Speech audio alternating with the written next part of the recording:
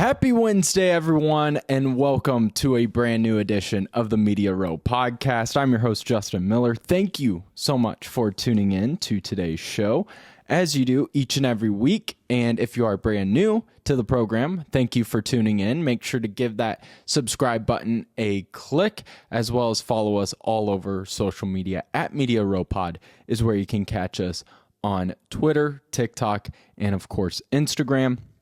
And then just wherever you are listening or viewing to this show, just make sure to give us a rate, comment, like, all that good stuff. Greatly appreciate it. Greatly appreciate the people that make this show happen. And Kelly's Little Nipper, proud sponsor of the show, Kelly's Little Nipper. They're located over there at 1701 East Grand Avenue in Des Moines. Great food, great drinks, and even better community. That's all and more what you're going to find with Jeff and his wonderful group of staff over there at Kelly's Little Nipper. Love that place. Perfect place for a pregame, postgame dinner, and hang out really any day of the week. So go check them out. 1701 East Grand Avenue in Des Moines. Kelly's Little Nipper, a proud sponsor of the Media Row podcast. Also greatly appreciate your guys' patience with me, as Monday we did not have a show and wanted to, just could not. I mean, I can battle through fevers. I can battle through the flu. I can't battle through not having a voice. And it was so weird. I've never had this happen before. And if you're listening to Travis and Ross on the Rush on Tuesday morning, I apologize, because I'm going to repeat what I told them too. But I've never had this happen before, where just woke up, felt fine. Like, didn't have a fever, didn't have the aches, just could not talk. It was brutal. You know, usually you come back and if you wake up without a voice, it's because you're sick, for one thing, or you were at a concert screaming or a game screaming.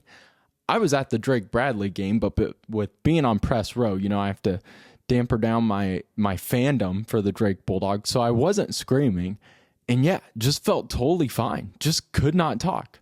Sounded like RFK with walking around the house. It was brutal. And so woke up Monday hoping that it was going to be better and hopefully being able to put out the podcast just later in the day. Yeah, it didn't get better until like 8 o'clock at night. So appreciate your guys' patience. Sorry for the delay. I know there's a lot to get to with the Drake men's basketball team, the women's team, and of course, it's a Wednesday, so we have Missouri Valley Conference standings to get to as well. So let's shut up about what happened in the past, and let's just talk about today's show. Kicking off with the Bulldogs falling last night on the road to the Belmont Bruins. A really tough loss again for this Drake team, because once again, we saw Drake come out with great intensity, great energy, and the shots actually falling. How many times throughout this season have we begged and talked about, man, if this Drake team could just start off faster, this season would look different? Well, back-to-back games, they have started off pretty fast. And not even just back-to-back games. 4 of the last 5 games, the Drake Bulldogs have scored 30 or more in the first 20 minutes. That is a huge leap forward to what we were seeing previously this season. Because at the start of Valley play, we brought this up in early January. This team was averaging 22 points per game in the first half. Yeah, not good at all. And now they're putting up 30. They're looking strong. They look balanced offensively. It was just against Bradley on Saturday. Cold shooting, turnovers, bit them down the stretch. They couldn't guard the perimeter. And basically the same story against Belmont. With the Bradley loss, I felt like that one was reminiscent to the Illinois State loss, where they played really good in the first half, and then second half, just Bradley jumped on them, and this team couldn't battle through the adversity Saturday. We have seen them be able to, get punched a couple of times against teams like SIU, Murray State. They battled and won that game, but SIU, where they get punched a couple of times, but are able to cut into that lead despite maybe not starting off strong in the first half or just not getting off to a good start coming out of the locker room. Against Bradley, it was just like the Illinois State game where Bradley just jumped on him. Drake couldn't respond.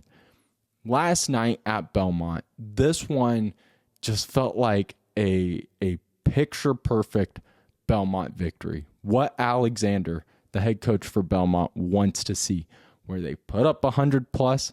They may give up 90 or more, but as long as they outscore their opponents, they're happy. And I didn't think Belmont played terrible defense. I also thought Drake shot the ball extremely well.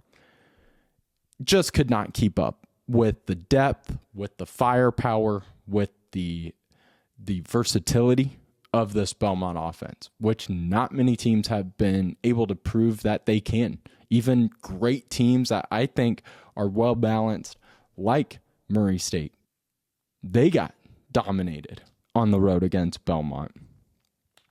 So just couldn't keep up. There was multiple times Drake cut into this game or into this lead and just never felt like they had the momentum. They only led for like 2.5 minutes.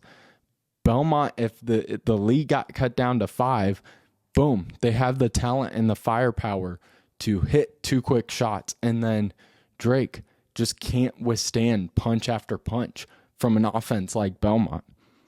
What's just incredible about this Belmont team is they now sit in full control of the Missouri Valley with an 11-2 record.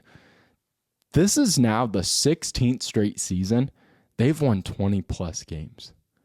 That is outstanding. And we talk about this offense that Alexander has, where they can compete with anyone on any given night if they can just start hitting shots. And really in this valley, it's all on the perimeter. If any team can slow them down from 3, it's going to be a battle. It's going to be a contest. But that's the trick with this team. Who do you slow down? Lundblade, best 3-point shooter in the valley. You're not going to be able to slow him down. And let's say you do. Well, then you got the true freshman Smiley, just as good from beyond the arc. All right, let's say you slow down those 2. Then you got 2 in the post that can dominate. And their ability to spread the floor and attack you from different directions. It's just incredible to watch, and it's incredible to see them continue to just have that consistency with 20+ wins in 16 straight seasons. But let's talk about this game from an X's and O's standpoint. Belmont just never slowed down. Made 10 threes in that first half. They average 10 threes a game, so shows off that Drake perimeter defense that is just brutal. Talked about it with Henderson on Saturday.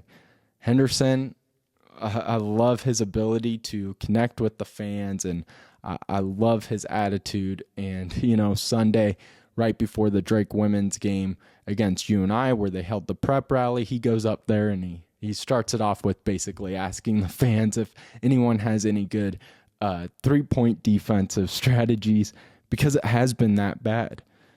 Against Bradley and Belmont, those teams just dominated Drake from beyond the arc. Belmont had multiple guys just launch it from deep and not slow down. They shot in that second half. Belmont shot 17 of 35 from behind the 3-point line. Bradley on Saturday had one guy go off 9 of 10 from the 3-point line. This team just has really struggled with attacking pick and rolls and pick and pops. And what's really dangerous about Belmont is their guards are so good at not just being spot up shooters, they can hit it off of the dribble and then off of the screen. You watch Lundblade, he is incredible with getting that handoff or that little pitch from the big men at the top of the key. And as he's moving to his right or left, he can pop it. He doesn't even have to be squared up. So this team was just outstanding from 3-point range. And again, just just exposed so many issues with this Drake defense, especially on that perimeter. And Drake, again, they didn't play terrible. They shot 50% from three. They hit 14 three-pointers. They shot 53% from the field. The offense was one of their more impressive offensive outings, but that defense and the bench play just wasn't enough to overtake a red-hot Belmont offense. And it turned ugly fast. After scoring or shooting 49% in the first, they really came out slow in that second half. Late in the first half, right before halftime, with about 3 minutes to go, Drake loses their best three-point shooter in Eli Shetler, who didn't return, which was surprising to me because on the ESPN Plus broadcast, looked like he just landed on that ankle weird, looked like he tweaked it. Again, hopefully we'll know more later this week from Henderson what to expect with the future of Eli Shetler. Hopefully we'll see him play on Saturday. But on TV, didn't look bad. Looked like he just kind of tweaked it. I was expecting him to come back. He never came back, and that put a lot of pressure on Thomas and this bench to fill those gaps, and they just never really could. And the bench play gets dominated. I mean, Belmont almost puts up 40 points just from their bench. And then gut-wrenching possessions and turnovers. It just, when you're going up against an offense that is as efficient as Belmont was playing Tuesday night, you can't give them extra possessions. Drake, 12 turnovers. And again, just odd possessions where I know this offense runs at their best. They're most efficient when they attack the paint, especially from Jalen Quinn, who has another strong night, 19 points. He continues to really get his, but has struggled to facilitate that ball and sometimes just make some odd choices where if a team closes in on him in the paint, we see that panic that we were starting to see this team overcome during their 3-game winning streak, where they were being more patient with their shots. There was multiple times Jalen Quinn would try the up and over underneath the basket, the reverse layups, against 3 Belmont defenders. And Belmont had the clear size advantage, and it just never worked out.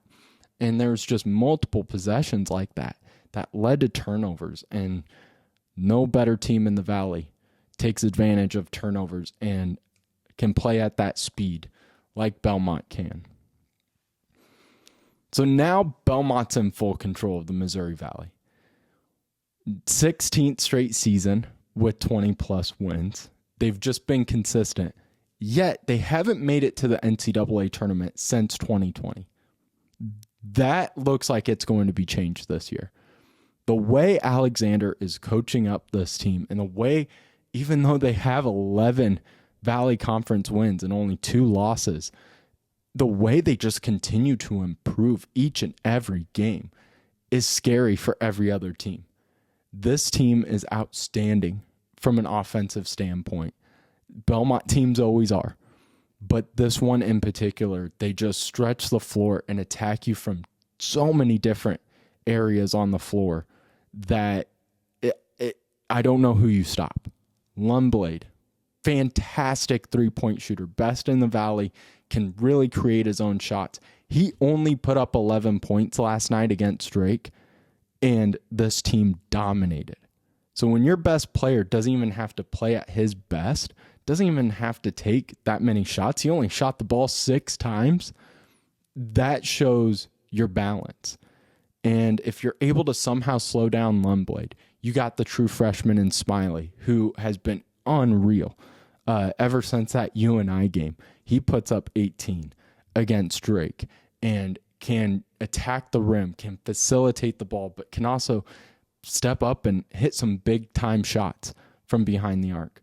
But what makes this Belmont team different from the previous Alexander teams that just add a different level of attack to their offense is the duo of their bigs. Charnowski and Orm are incredible. last night combined for 41 points, 16 of 22 from the field, and both are comfortable shooting from beyond the arc. They've had good big men in the past, but I don't think they've had a duo as balanced and as efficient as these two, where they're great defensively, protecting the rim. They can play that back to the basket style, but they can also fit into that Alexander mindset of let's get up 60 shots. Let's get up 30 plus 3-pointers. And that is just scary for every other team. This team spreads the floor so well. And if they can get hot at any point, if you're a team facing the Bruins and you're trailing, it is going to be hard to cut into that lead. Now, defensively, I'm still a little concerned about this team. I mean, Drake puts up 90, shoots 50% from the floor and from the field. Murray State is a well-balanced team. I know they've struggled of late, but they still put up near 90 points. It's just Belmont's on fire right now. They've won 8 of their last 9 for a reason, scoring over 100 in back-to-back games. That you're going to see that kind of balance out here, and that is where we're going to see where this Alexander coach team has truly stepped up, is can their defense win them a couple of possessions? And they did a good job last night against Drake.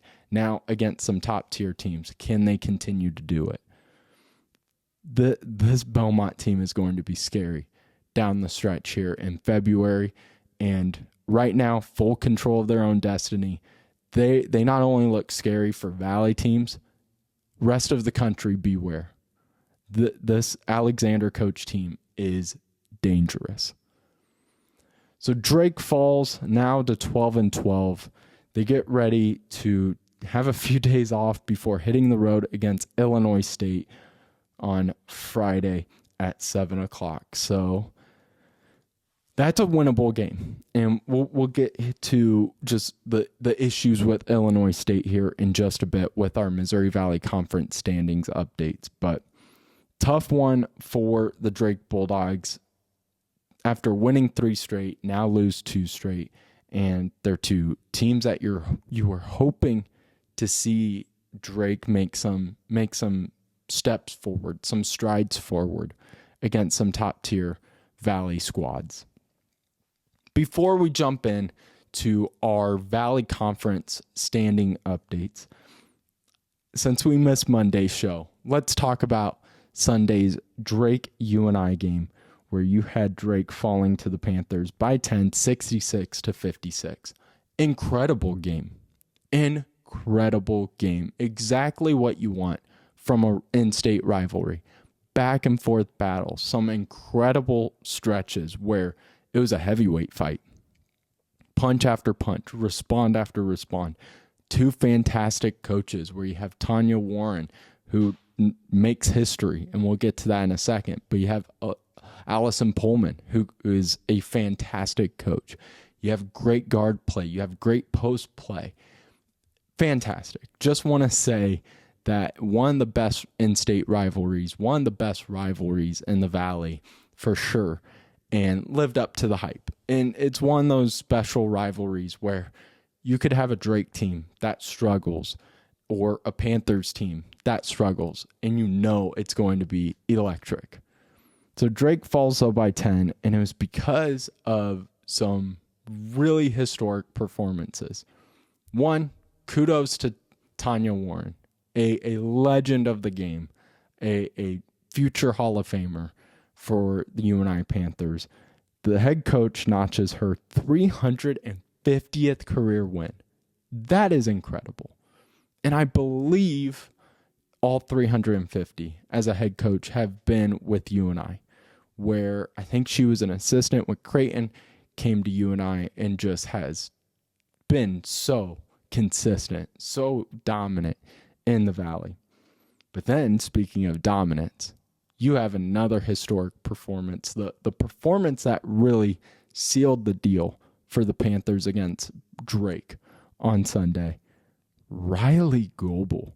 Oh my goodness. First time in program history. Breaks a program record. with most blocks in a single game with 10. And now you may be like, man, she was just blocking everything. I'm going to be honest with you. And Tommy Birch from the Des Moines Register sitting next to me, we both talked about this, or I guess I tried to whisper it as I just had nothing in the tank. But I told Tommy of like, does it feel like she has 10? And he said, no, not really. It was a weird, usually 10 blocks, you notice it. It was one of those where she was just so consistent, it almost went unnoticed. But 10 blocks from her, she puts up a triple-double, 18 points, 14 rebounds, along with the blocks.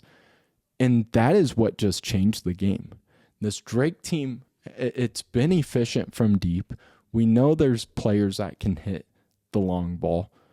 But much like the men's team, this team plays at their best when they can get those high screens and get to the basket, when Abby Alsma can create a shot, when Anna Becker can create a shot.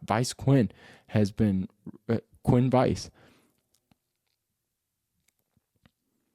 Vice has been good in the paint. Taylor has been good in the paint.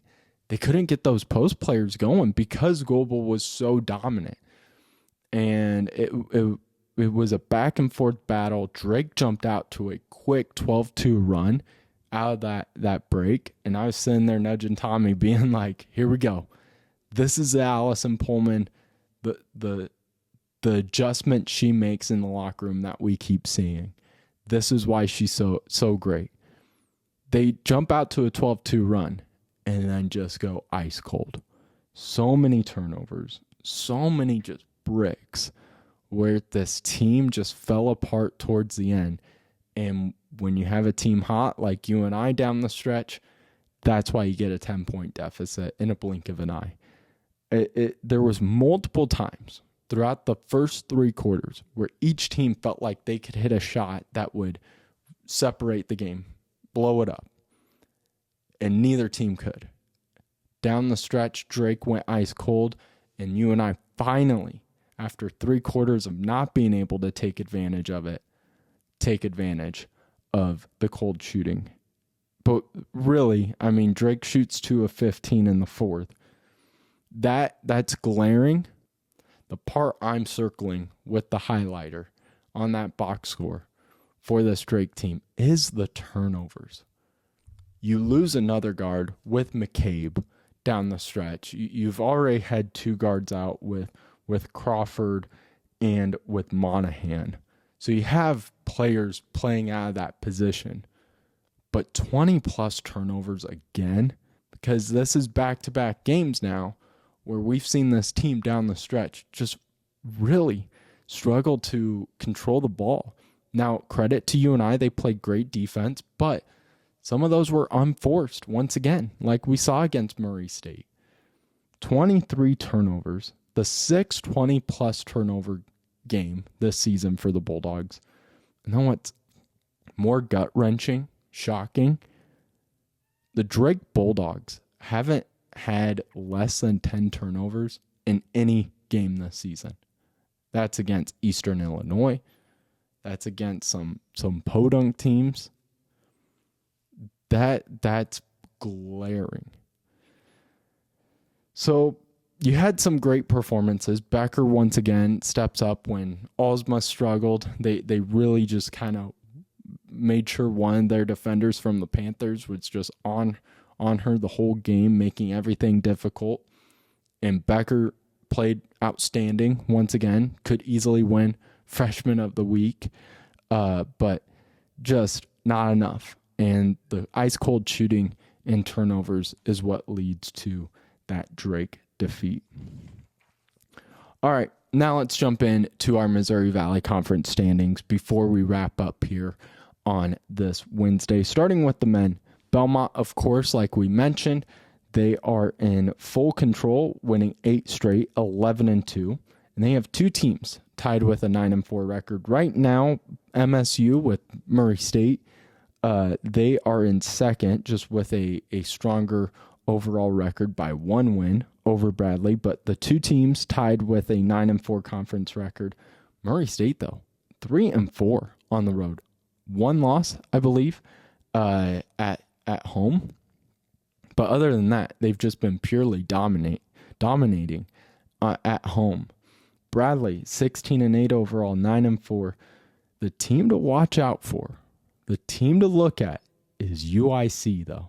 They've won 8 of their last 9. They just lost to Murray State. They play Belmont on Saturday, so they have another opportunity to take down a top contender.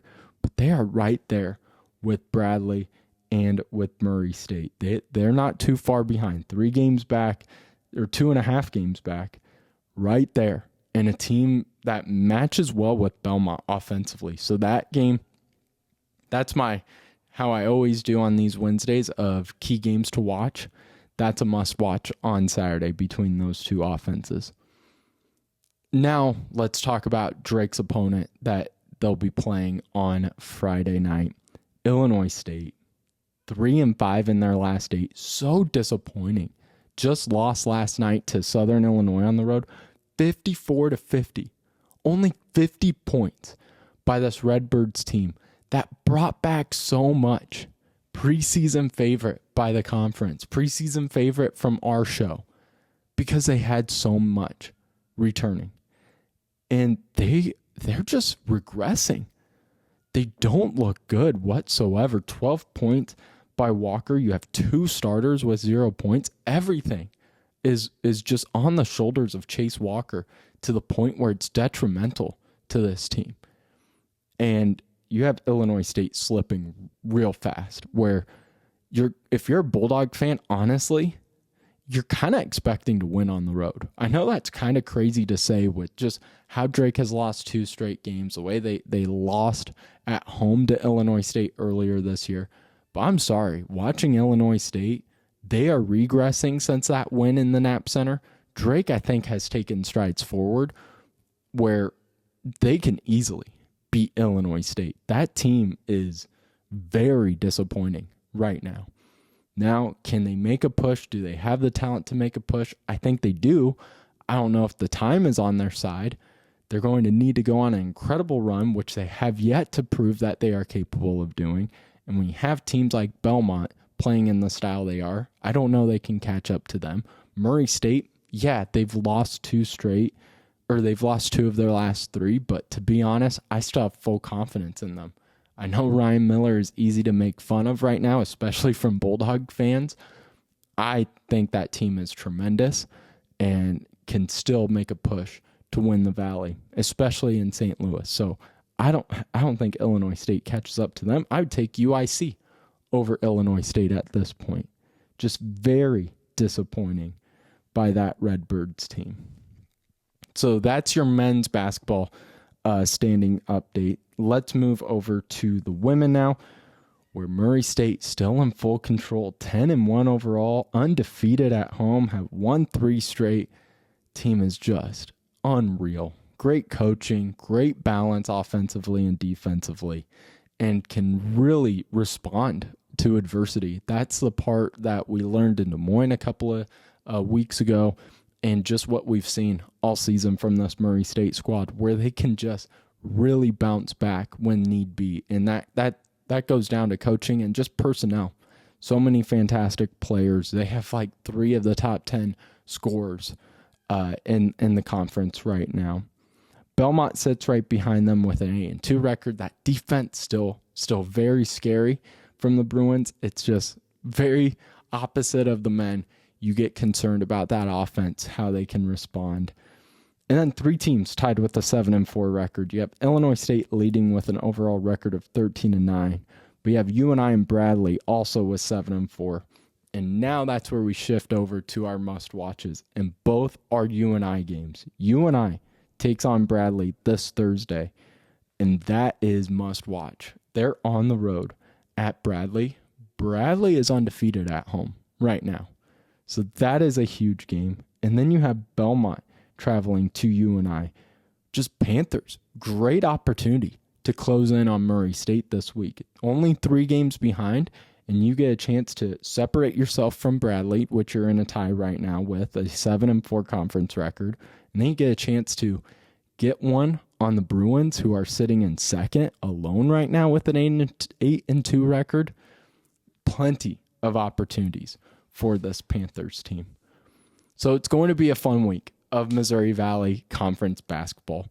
Friday's show, we have a lot of Super Bowl talk. We're going to start off the show previewing the Drake Illinois State game, the Drake women over the weekend as well. Then we shift into Super Bowl gear. Biggest game in the country. Biggest event, sporting event in the country. And we're going to have Ray Roberts, former Seahawk, join the show to help us break it down from San Francisco as Super Bowl 60 kicks off.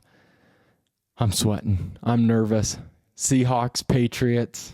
I'm hyped. I'm nervous. Have my plans set to watch the game with my dad.